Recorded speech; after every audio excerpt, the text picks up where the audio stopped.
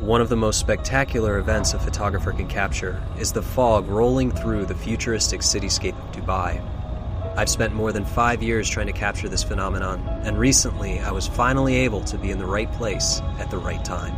Unfortunately, when I was in Dubai with Lee and Patrick, there was no fog, but that's certainly not going to prevent me from breaking down one of my all-time favorite portfolio shots, step by step.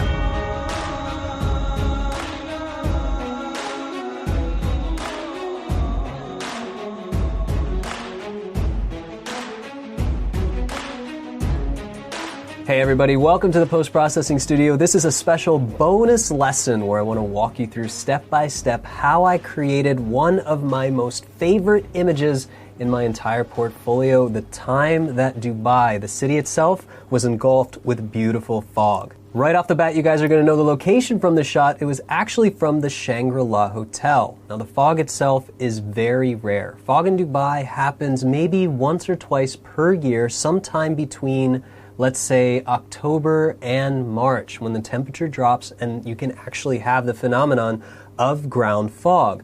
When that happens, fog is pretty rare by itself, and to capture it is something really special because you have to be able to anticipate it. It only really happens first thing in the morning, and you have to have the right location in the tower to be able to get the shot that you want. So factor in just a couple times a year, not living in Dubai and having access, it's really difficult to do. And truth be told, I've spent the last 5 years visiting Dubai, and I've only had fog this one time. Thankfully though, when I was in Dubai, I actually booked a week in the Shangri-La Hotel. I had just gotten done with a big project in Bhutan. I was staying in a lot of farm homes and a lot of rural areas, so I really wanted something luxurious, something a little nicer than I usually book. So I decided and thought, why don't I stay in the Shangri-La Hotel? And just in case there's fog, I happen to know that it's one of the best views in Dubai. So I got there, and with a few days, I meticulously tested the Pano to make sure everything would stitch properly, just in case I happened to wake up in the morning and capture the fog. The cool thing was, 3 days into my 7-day stay, I went up in the morning and saw beautiful fog. Now, not only did I get beautiful fog, but I also got clouds as well. So fog in Dubai happens a few times a year, sometimes once or twice, sometimes over 10 or a dozen times. But fog with clouds at the same time in Dubai means that there must be a little rain and moisture in the atmosphere. What I've actually found out is this is a 4 or 5 year phenomena. So fog, as rare as it is, fog and clouds is something really special. But I really want to point out that this was a little bit of luck and timing, but I'd visited Dubai dozens of times during the season, hoping for the opportunity to be able to capture this fog.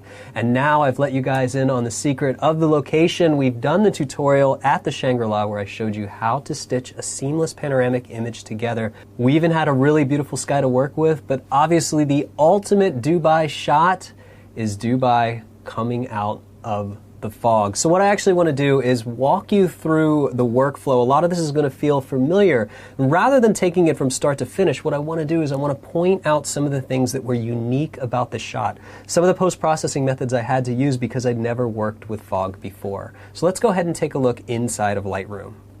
If I click here, this is basically the final edited result. And you can see I have beautiful fog.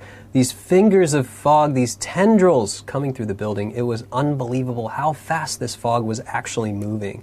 And the stitched Pano sort of before, you can see that this was a little bit different. In the tutorial for the Shangri-La, I had my tripod set up on the wood and I raised it high above the platform. Well, this was shot quite some time ago, so what I actually did is I put my little tabletop tripod, my TFA Ultra, on top of that little round platform, the one that we actually removed in one of the lessons, and I actually used the tabletop tripod and spun it around there. So on the left side, you can see that this is actually the corner of that platform, and this is the other corner. Above that little tripod, I had a full-size tripod set up so that I could capture the scene with 14 millimeter. I didn't know which one I was going to use. Just in case something went wrong with the Pano, I'd have a backup of the main camera shooting above it. So this looks a little bit funny, but you can see that it's definitely something that needed to be removed. So obviously this one, I couldn't go any further than this because I wasn't raised above it. I actually couldn't go any further to the left because of the big obstruction, and my tripod leg, I would have just basically run the shot right into my camera. But just like anything else, you can see this is a really easy, straightforward Pano. I made sure to keep the Burj Khalifa dead center and then run everything around that. I also have a nice spot in the middle of the lens, as usual. My sensor's dirty. But the start for this, I didn't do anything special to it, but I did change a mode that I haven't shown you guys yet. And if we scroll all the way down here to camera calibration, camera calibration is really interesting. If you shoot Fujifilm on a regular basis like I do, you know that it has amazing color profiles. And by default, it's set to Provia. You can change it to Velvia, which is a camera vivid mode, for example, or you can change it to one of their beautiful black and white modes. Well, here we can actually change that. The reason I haven't changed that is I really wanted us to focus on creating our own contrast and our own color palette with the images. Now watch what happens right now. Adobe Standard looks pretty flat. Now it's not flat because it wants to be flat, it's flat because it needs to be flat. It actually pulls everything in and gives you the ability to tweak the shadows and the highlights to your liking. Now, if I change this, this will simulate, if your camera actually has modes that you can set in the camera, they should show up here. And in Fujifilm specifically, you can see Provia Standard. If I change it, watch what happens. You can see that all the colors have changed as well. So it's gotten a little contrasty, and you can see that the histogram has changed from Standard to Provia. Velvia is going to be a little bit more saturated, too much in my opinion, and then Astia is going to be a little soft somewhere in between. You can also do the classic chrome, monochrome, and the Acros plus filters. So you can do some really nice effects here to your raw files and actually simulate with almost 100% accuracy the JPEG result that you're getting out of your Fujifilm camera. So if you set that to Provia, in camera, shoot RAW plus JPEG, match the Provia JPEG against this calculation of Provia, bring them into Photoshop, they're going to look nearly identical. So it doesn't do anything to the actual sharpness, but it does manipulate the color. So what I was using on this one, rather than get there with selections and contrast and dehaze, I decided to set that here instead to Provia. So that is one thing that I definitely did differently. From there, I'm going to go ahead and sync all those things. And I'm going to do that with sync settings. And you can see that nothing needs to be changed except for calibration. We'll go ahead and synchronize. Because I'm going to stitch this, I could have done this afterwards too, but I just wanted to kind of show you that process first. With everything selected, same thing as last time, I actually just went up to Photo, Photo Merge, Panorama.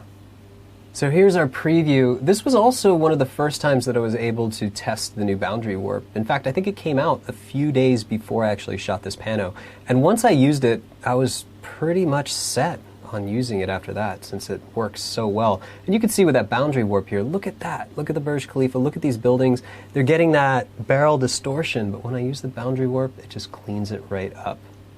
So there's the full result, very similar to the other one. You can see it's just a little bit different. Every time it calculates it, it's going to be a little bit different. And you can see that it's going to be set to Provia, so that didn't have to be done before. It can be done after. It's going to remember what the raw files were and the color settings. So let's go ahead and get started with some basic adjustments here. First thing is, if I hit J, I have some black clipping, but since I'm shooting right into that sun, we know we have to pop the shadows up a little bit. Second thing, I really want to go down and just add a little bit of dehaze just to pull that through. Because technically, we are shooting through a very hazy atmosphere, so dehaze is going to be spot on to take care of that effect. Next thing, I think we'll go ahead and create something just for the sky, so I'll keep that kind of a tight selection around the sky.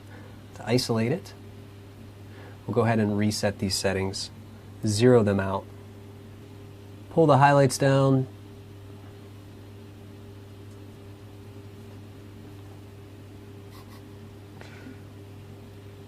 pull the shadows up.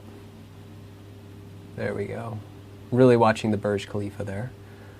And you know what, let's add a little bit more dehaze, just a tiny little bit. That looks pretty good. Let's do the same thing for the bottom. This time, I'm going to bring the highlights up. I really want to pop those highlights. And I also want to bring up the shadows a little bit more.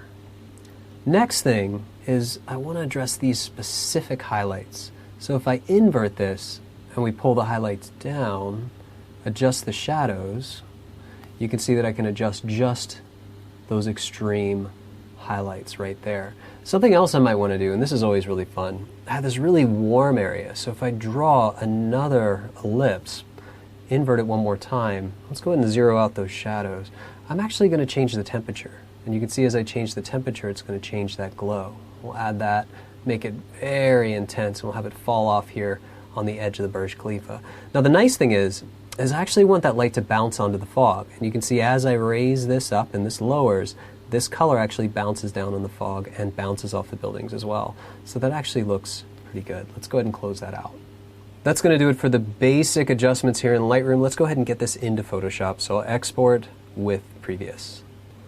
All right, now we're in Photoshop. Here's where it gets really fun. Now, the cool thing here was it's all fog. I've never worked with fog before in a city. I've certainly had plenty of fog in landscapes. So this to me was really interesting because of all of these lights. You have the yellow light, the orange light, the green light. Everything here just has light.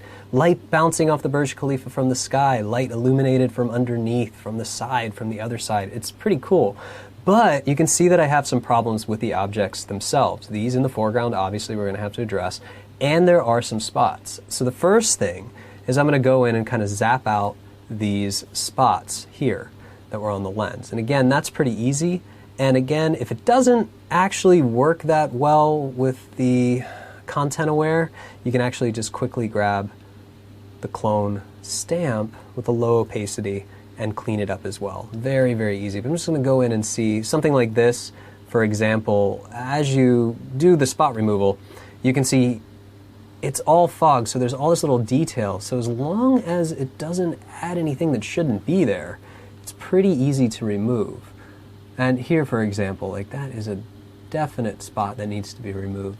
And in the sky, I'm sure there's going to be a few more of these that are going to need to be addressed. So let's just go ahead and quickly take a look in the sky. And actually that looks pretty good. So there are a couple in the fog that needed to be taken care of, but now let's get to the fun part. So using that same object removal layer, and we'll just call this object removal, so OBJ removal. Let's see what we can do here. Let's use the content aware, and let's see if it'll get rid of this. Pretty good, not so bad at all. Well, let's see if it'll get rid of this. I know this is kind of a Hail Mary pass, but we'll see. Not too bad. Now, this looks horrible, but I'm going to explain why this isn't so bad. This is just fog. Now, I am not the ruler of this fog. I have no idea how this fog is going to move. It was moving from the left to right through all the buildings, creating all these tendrils, and honestly, it looks unreal to me already. So this is not a great result, but it gives us a good starting point, because from this to this means that I can just go ahead and take the clone stamp, grab some fog from here, and start painting it in, just like this. Because who's going to notice? Who's going to know, as long as I don't do anything that looks crazy, who's going to know that it shouldn't look like this? And that's something that's really important. And when I was working on this, when I shot it, I was thinking, man, that's going to be really hard to remove those objects. But as I started working on it more, I realized how easy it was, because this is just a repeatable pattern. In fact, it's an easy pattern. So this spot was pretty simple, and you can see before and after. Now obviously we can take some of this color, fade it in. We'll address that in a few minutes. Now what I did after that is I went here to the right side, and I really took a look at it. I'm like, well, you know, I think I can clone in this street and this row of cars. So I actually spent about 20 minutes trying to do that, and then I decided that, you know what, if this is fog here on this side, who's to say that there's not fog on this side? So I decided to just actually grab some of this fog from here, from this side that I already painted in, like this, and start painting it over here. And I added some fog just like that. So when I started adding some fog, let's go ahead and back that up a little bit, I added some more, just like this. Then I started to add some of the color fog from here, like there were some lights down there. Right on top. And if I zoom in a little bit, you can see that I'm basically just painting in this texture of this fog right on the bottom. Even here, I decided that I can grab more of this and start painting that in. Just like that. Getting those edges and cleaning those edges up. Pretty simple stuff. I wanted a little bit of texture I could grab from here and just start painting that in. Just like that. And just to give it a little bit more realism, and I know this is kind of surrealism, I painted in a little bit of fog here too. Just to sort of pull all that together. My thought being that, you know what, nobody would know if there was fog anywhere in this image. So that was kind of an easy thing. Like I was able to get rid of most of the geometry that was in the foreground. And when I did that, I noticed one thing though. There was a lot more warmth coming from here. This is where that street wraps around and we get the yellow from the other converging line. So I decided then to create a new layer, and I figured, you know what, if that's just color, why not paint that color in? So at this point, I switched to the paintbrush tool, zoomed in here, and actually sampled. Now if you sample with the Option key, I can sample some of this nice rich yellow, put the flow down to something really low like 2, and I can just paint the color back in. Just like this. So now it's warm fog. Warm fog here, warm fog here. Just like that. So before, obstructions. After, no obstructions. Let's go ahead and add a little bit of contrast. Just with brightness and contrast. Just to pull those details out. What I thought was the most interesting thing about this image was not just the fog and the composition, but it was the way that the fog moved through the buildings themselves. So there's a finger of fog going this way, there's another one coming through this way, and a third sort of dissipating here on the bottom, but it's because of that it's wrapping around this tower. So to accentuate that, and I rarely use dodging and burning in cityscape photography, I thought it would be cool to create a dodge and burn layer. And you can remember you can do that by holding Option, clicking the Make New Layer, changing the mode to Overlay. When you change the overlay, it will fill it with neutral color. With that selected in the Brush tool, if you reset the palette here, hitting the D key, you can change and cycle using X from black to white and white to black, foreground to background, background to foreground. And you can simply brush in more detail. So what I want to do here is actually brush in some highlights on the fog here. Just like this, so that we can pull those highlights in. Back here I want more highlights on this fog. Maybe around here, some more highlights. Down here for sure, especially down here, where that light's coming from underneath. Here too. And let's try to get this top part of these fingers of fog to have more detail. Make it seem more cloudy, like a puffy cloud. Even back here, you can sort of increase some of the light hitting that fog. We'll turn this off and on. So you can see that's the highlight on the fog. If I change that to black, I can also darken some of it. So give it a more three-dimensional effect. Now the idea behind dodging and burning is subtlety. Here too, I might want to bring a little bit of this up and a little bit of this up here. Make it a little bit more intense. And really accentuate these little areas of pooling color that resulted from that sky.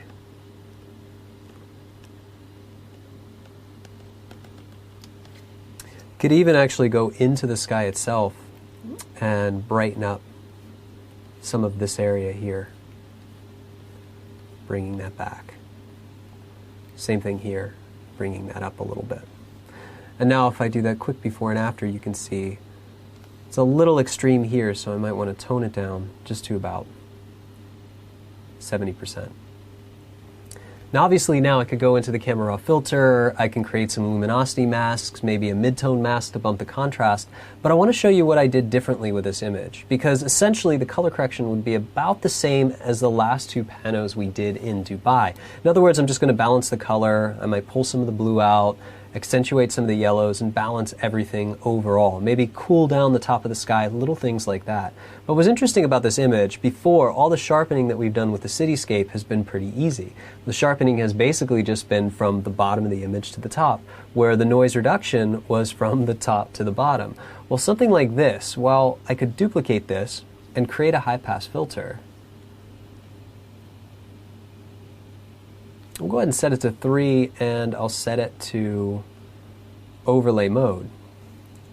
The issue is it's randomly distributed, right? The areas that I want to sharpen are so randomly distributed that the only thing I was actually able to do was mask it or paint it in. So what I decided to do was just brush it. And in this case, with a fairly light brush, I painted that sharpening in. And you can see right here around this tower, it really pulls out those details. So I sort of hand painted the sharpening effect. Same thing here in these towers. I just wanted to make sure that I was sharpening certain areas, but that I wasn't adding any sharpness to the fog.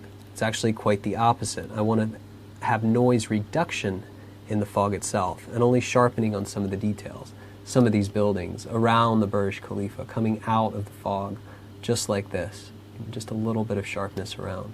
The image itself is already pretty sharp, and to be honest, the fog should dull the sharpness of the geometry itself because it's acting as a giant sort of softbox filter over top.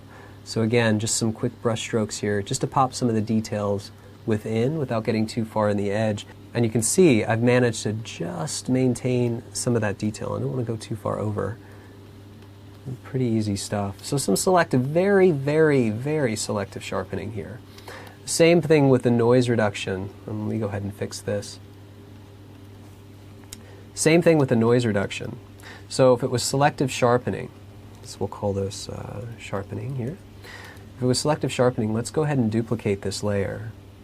So if that was selective sharpening, let's go ahead and duplicate this layer, go back into the camera raw filter.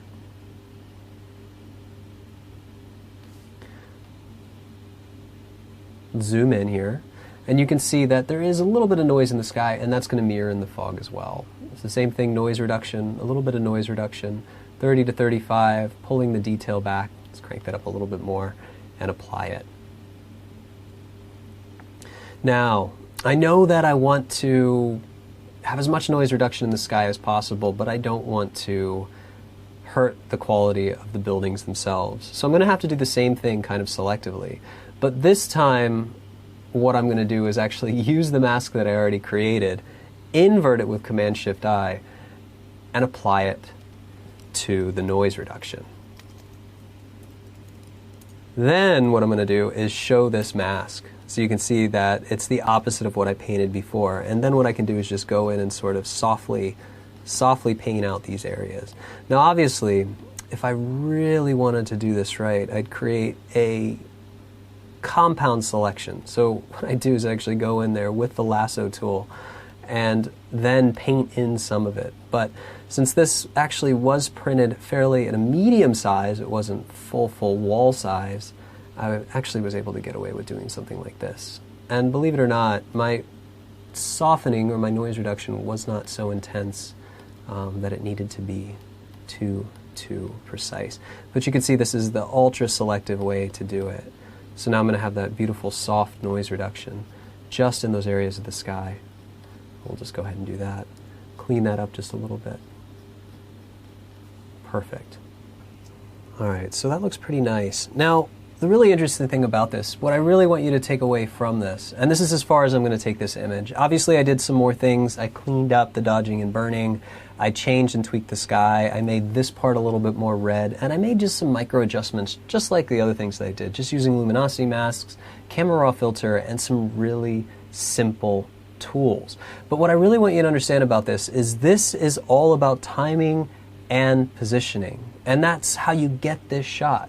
But the way that you can assure that the shot comes out perfectly is with practice. So it's the whole reason that we're putting together this series, Photographing the World, is that so you can take these skills. If you find yourself in a situation where you have a chance to capture something truly unique, the best thing you can do is hone those abilities and hone those skills and be able to make sure that you can create and composite blend or merge seamless panoramic images before you even go out in the field.